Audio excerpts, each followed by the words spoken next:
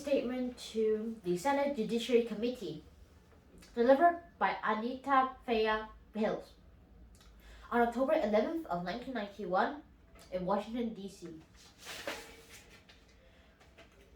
Mr. Chairman, Senator Sherman, members of the committee, my name is Anita F. Hill, and I am a professor of law at the University of Oklahoma. I was born on a farm in Okmulgee County, Oklahoma in 1956. I am the youngest of 13 children. I had my early education in Okmulgee County. My father, Albert Hill, is a farmer in that area. My mother's name is Irma Hill. She is also a farmer and a housewife. My childhood was one of hard work and not much money, but it was one of solid family affection as represented as my parents.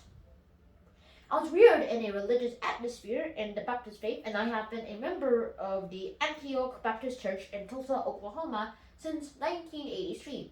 It is a warm part of my life at the present time.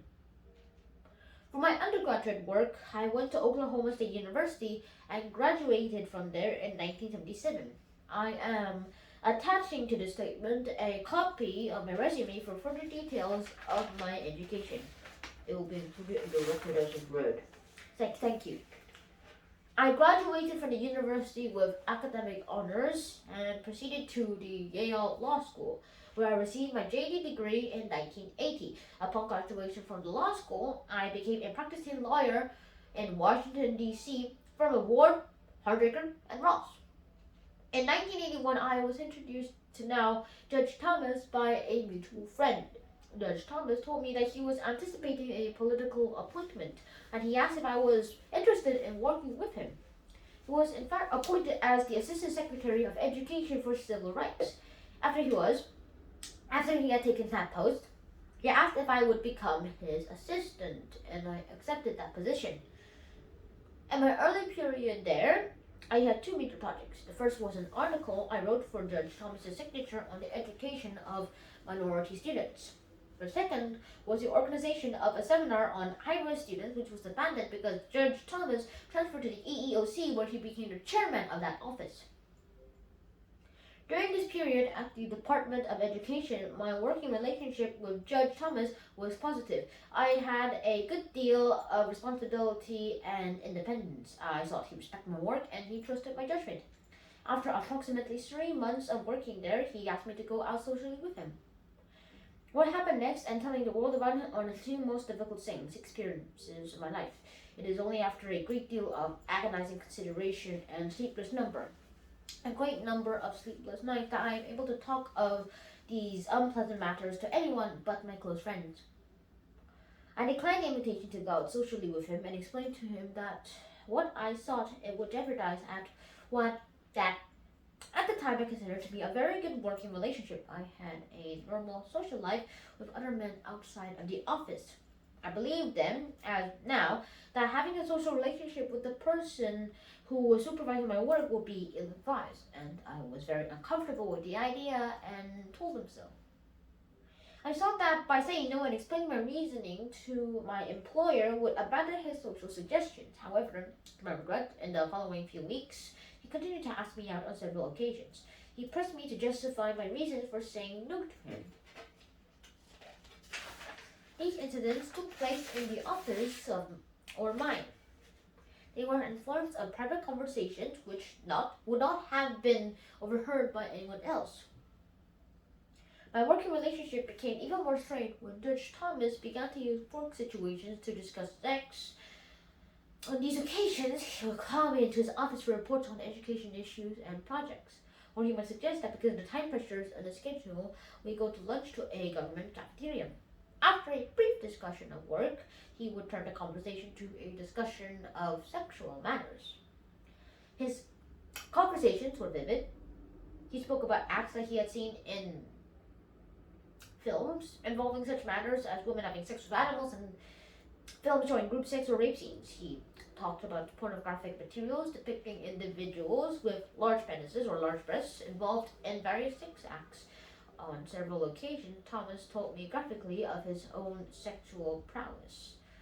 because I was extremely uncomfortable talking about sex with him at all, and particularly in such a graphic way. I told him that I did not want to talk about these subjects. I would also try to change the subject to education matters or to non-sexual personal matters, such as his background or his beliefs. My effort to change the subject were rarely successful. Throughout the periods of the conversations, he also, from time to time, asked me for social engagement. My reaction to these conversations was to avoid them by eliminating opportunities for us to engage in extended conversations. This was difficult because at the time I was his only assistant in the Office of Education, or Office for Civil Rights. During the latter part of my time at the Department of Education, the social pressures and any conversation of his offensive behavior ended. I began both to believe and hope that our working relation could become a proper, cordial, and professional one. When Judge Thomas was made chair of the EOC, I needed to face the question of whether to go with him. I was asked to do so, and I did. The work itself was interesting, and at that time it appeared that the sexual overtures, which had so troubled me, had ended. I also faced the realistic fact that I had no alternative job. While I might have gone back to my private practice, perhaps in my old firm or at another, I was dedicated to the civil rights work, and my first choice was to be in the field. Moreover, the Department of Education itself was a dubious venture. President Reagan was seeking to abolish the entire department.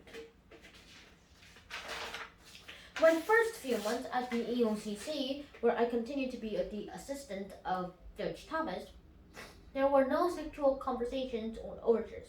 However, during the following winter of 1982, these began again. The comments were random and ranged from pressing me about why I didn't go out with him to remarks about my personal appearance. I remember him saying that someday I would have to tell him the real reason that I wouldn't go out with him. He began to show displeasure in his tone and voice and his manner, and he continued pressure for an explanation. He commented on what I was wearing in terms of whether it made me more or less sexually attractive. The incidents occurred in his inner office at the EEOC. One of the oldest and oddest episodes I remember was an occasion in which Thomas was drinking a Coke in his office. He got up from the table at which we were working, went over to his desk to get the Coke, and looked at the can and said, "Who has put pubic hair on my Coke?" On other occasions, he referred to the size of his own penis as being larger than normal, and he also spoke on some occasions of the pleasures he had given to women with oral sex. At this point, late in 1982, I began to feel severe stress on the job. I began to be concerned about the Clarence Thomas who might take out his anger with me by degrading me or not giving me any important assignments. I also thought that he might find an excuse for dismissing me. In January of 1983, I began to look for another job. I was handicapped because I feared that if he found out, he might take it and make it difficult for me to find another employment, and I might be dismissed from the job I had. Another factor that made my search more difficult was that there was a period. This was during a period of a hiring freeze in the government. In February 1983, I was hospitalized for 5 days on an emergency basis for acute stomach pain, which I attributed to the stress of my job. Once out of the hospital, I became more committed to find other employment and sought further to minimize my contact with Thomas. This became easier when Alison Duncan became office director, because most of my work has been funneled through her, and I had contact with Clarence mostly in staff meetings. In the spring of 1983, an opportunity to teach at Oral Roberts University opened up. I participated in a seminar, taught an afternoon session and seminar at Oral Roberts University. The dean of the university saw me teaching and inquired us as to whether I would be interested in pursuing a career in teaching, beginning at Oral Roberts University. I agreed to take the job in large part because of my desire to escape the pressures I felt at EEOC due to Judge Thomas. When I informed him that I was leaving in July, I recall that his response was now that I would no longer have an excuse for not going out with him. I told him that I still preferred not to do so. At some time after that meeting, he asked if he could take me to dinner at the end of the term. When I declined, he assured me that the dinner was a professional courtesy only and not a social invitation. I reluctantly agreed to accept the invitation, but only if it was at the very end of a working day. As I recall, the last day of my employment at the EEOC was in the summer of 1983. I did have dinner with Clarence Thomas. We went directly from work to a restaurant near the office. We talked about work I had done both at the education and at the EEOC. He told me that he was pleased with all of this, except for an article and speech that I have done for him while we were at the Office for Civil Rights. Finally, he made a comment that I vividly remember. He said that if I'd ever told anyone of his behavior, that it would ruin his career. This was not an apology, nor an explanation. This was his last remark about the possibility of our falling out or reference to his behavior. In July of 1983, I left Washington, D.C. area, and I've had minimal contact with Judge Clarence Thomas since. I am, of course, aware from the press that some questions have been raised about conversations I had with Judge Clarence Thomas after I left the EEOC. From 1983 until today, I have seen Judge Thomas only twice. On one occasion, I needed to get a reference from him, and on another, he made a public appearance in Tulsa. On one occasion, he called me at home, and we had an inconsequential conversation. On one occasion, he called me without reaching me, and returned the call without reaching him. And nothing came of it. I have, on at least 3 occasions, been asked to act as a conduit to him for others. I knew his secretary, Diane Holt. We had worked together at both EEOC and education. There were occasions on when I spoke to her, and on some of these occasions, undoubtedly, I passed on some casual comment to Chairman Thomas. There were a series of calls in the first 3 months of 1985, occasioned by a group in Chihuahua, which wished to have a civil rights conference. They wanted Judge Thomas to be a speaker and enlisted my assistance for this purpose. I did call in January and February and had no effect, and finally suggested to the people directly involved, Susan Cahill, that she put the matter into her own hands and called directly. She did so in March of 1985. In connection to that March invitation, Ms. Cahill wanted conference materials for the seminar, and some research was needed.